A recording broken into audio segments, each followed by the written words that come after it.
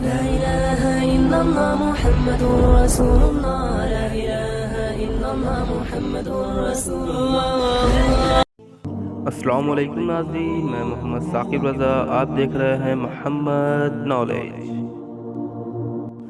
ناظرین، آج میں بات کرنے والا ہوں کہ ناخن پالش کرنے سے غسل ہوگا یا نہیں۔ ناظرین، ویڈیو شروع کرنے سے پہلے ہمارے یوٹیوب چینل محمد نالج کو سبسکرائب کریں، ساتھ ہی بیل آئیکن کے بٹن کو دبائیں تاکہ ہمارے ویڈیو کی اپڈیٹس آپ کو ملتی رہے۔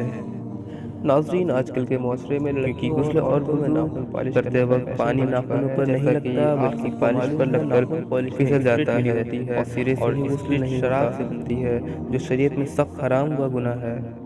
ناخن پر پالش ہونے کی وجہ سے کرتے وقت پانی ہرگز نہ ہوگا، کیونکہ غسل اور وضو کرتے وقت پانی ناخنوں پر نہیں لگتا بلکہ پالش پر لگ کر پھسل جاتا ہے اور سرے سے ہی غسل نہیں ہوتا۔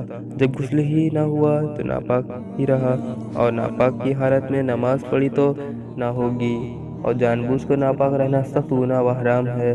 اللہ نہ کرے اگر اس حالت میں موت آ گئی تو اس کا بوال الگ، تو عورتوں کو چاہیے کہ ناخن پالش نہ کرے۔